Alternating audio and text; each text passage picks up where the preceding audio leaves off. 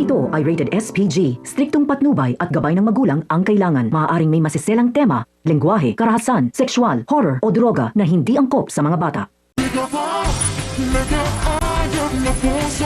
Isang mapagpalang araw mga kapamilya at narito ang mga pinakamainit na tagpo sa Coco Martin, Sigabo. Nag-init ang ulo ni Isabel nang mapanood niya sa telebisyon ang panayam ni Betchay. Para sa kanya, makapal ang mukha nitong humarap sa media, gayong sila naman ang dahilan kung bakit nagkagulo ang lahat. Naniniwala rin si Max na hindi pa titigil si Betchay hanggat hindi nito nakakalap ang perang kailangan para sa pagpapagamot ni Rudy. Tahimik lang si Ricardo ngunit halatang may binabalak na naman itong hakbang. Kasabay nito, isang nakakagulat na pag-uusap ang namagitan kina Betchay at ama ni Django. Sinabi nitong handa niyang sagutin ang lahat ng gastusin kung pera lamang ang problema. Ngunit mas ikinabigla ni Betchay ang kasunod nitong pag-amin. Mula pa raw noong kabataan nila ay lihim na niya itong minamahal at hanggang ngayon ay hindi pa rin nawawala ang nararamdaman niya dito. Dahil nga dito ay napaisip si Betchay kung may kapalit ba ang biglaang pagtulong na iyon. Habang lumalala ang sitwasyon, naghanda na rin ang grupo ni Samantha para sa operasyon labang kay Victor alias Tigre.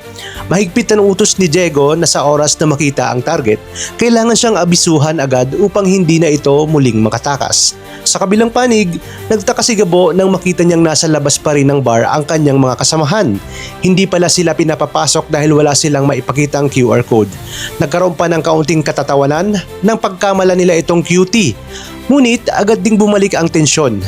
Napansin nilang armado ang mga bantay samantalang sila ay puro diskarte lamang ang baon. Gayunpaman ay walang balak na umatras si Gabo dahil nakasalalay rito ang buhay ng kanyang ama. Makalipas lamang ang ilang sandali, namataan ni Samantha si Tigre sa loob ng bar. Kaagad niya itong tinutukan ng baril at ipinakilalang miyembro siya ng NCIA. Sa halip na sumuko, gumanti ng putok si Tigre at mabilis na nauwi sa matinding engkwentro ang buong operasyon. Sa gitna ng kaguluhan, nakasingit itong makatakas sakay ng isang sasakyan. Paglabas si Tigre, eksatong nakaabang naman si Gabo at ang kanyang grupo.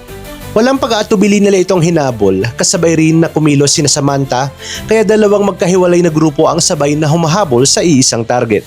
Habang lalong umiinit ang habulan, iisa lamang ang layunin ng Gabo at si Samantha. Masigurong hindi na muling makakatakas si Victor alias Tigre at tuluyan ang mawakasan ang mapanganib niyang paghahari. Kung naging interesado ka sa mga kwento natin ngayon at kung gusto niyong masubaybayan ang mga susunod na kapanapanabik na kaganapan, ay huwag kalimutang i-like ang video na ito, mag-subscribe sa channel at i-click ang notification bell para lagi kayong updated sa mga videos na aking i-upload. Maraming salamat sa inyong panonood at pagpalain tayong lahat, mga kapamilya.